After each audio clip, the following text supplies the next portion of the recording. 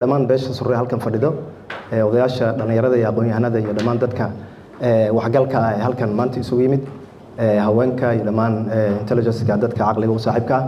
ah runtii waxaan qabaa beesha surre waa beel balaaran walaalkay Dr.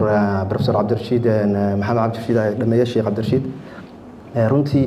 waxa way beeshan waa beel balaaran runtii oo degta laga soo bilaabo waxaan dhihi karaa Somaliland xageeda gobolka la yiraahdo Ergaabo ilaa Raskamboni marka dadkaas isaga ah ee halka dega ma lahan leadership ama ma lahan dad hogaana oo dhaqana inay yeeshaan ayaa loo baahan yahay waxa loo baahan yahay leadership hogaan hadii san umada lahayna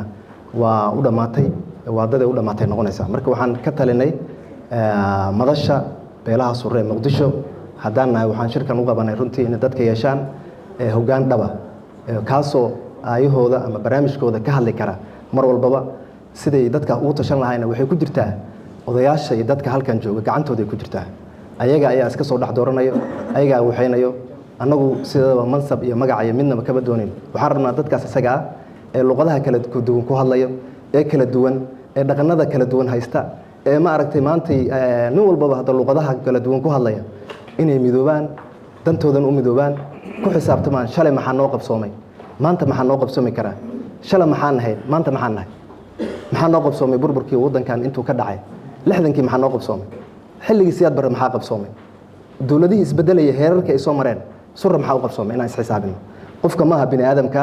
inuu iska noolaado oo iska noolaado haddana iska dhinto maahan waa inuu wax ku soo kordhiya bulshada uu ka dhashay dadka uu ka dhashay waa inuu wax u keenaa ama fikir keenaa fikirkaas ay wuxuu noqon karaa hal ruux ayaa wax dhisi kara runtii marka waxaan u baahannahay dadka inay fikiraan maskaxdooda ka shaqaysiiyaan dad walaalo isku xiran noqdaan midnimadooda adkeeyaan ay noqdaan dad meel u wada jeedo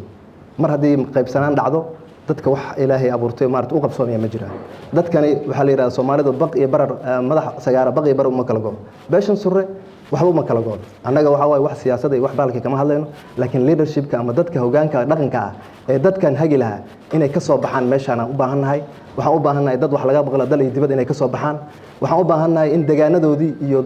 haday noqoto Puntland xageeda wixii naga jiro wixii xagga naga jiro inay dhismaan deegaanadooda inay dib loo habeeyo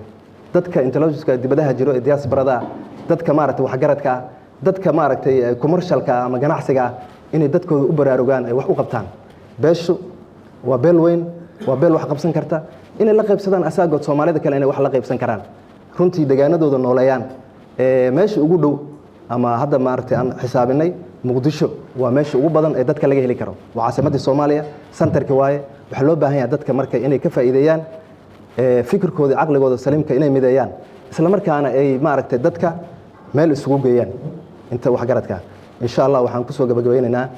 waxaan u rajaynayaa dadka guul iyo midnimo iyo hoggaan wanaagsan iyo maaragtay talo wanaagsan ee badasha 65 sano ee na soo dhaaftay ee dalkan dawladnimadiisa iyo wixiisa lahaayeen ee dadkan maaragtay martida ka ahaayeen inay noqdaan dad maaragtay leadership ama hogaamiye waan u qalmaan waa culimadii wadankan dadka laga soo gaaray diinta wadankan maaragtay dadkii inta badan u dhabar adeegay ku jiraan fikirkooda iyo aqligooda saliimka inay ka faa'iideystaan ayagana ay wax noqdaan waa soo jeedinayna wa salaamu assalaamu calaykum wa rahmatullahi wa barakaatuh. Welcome to Minnesota. haddii aad sideedoo kaleeto socodkaagu u badan yahay safarkaagu waxaad u isticmaali kartaa abka dahabshiil faamilkaaguna waxay lacagta ku helayaan daqiiqada gudahood lacagta ugu horreysa ood ku dirtana waa free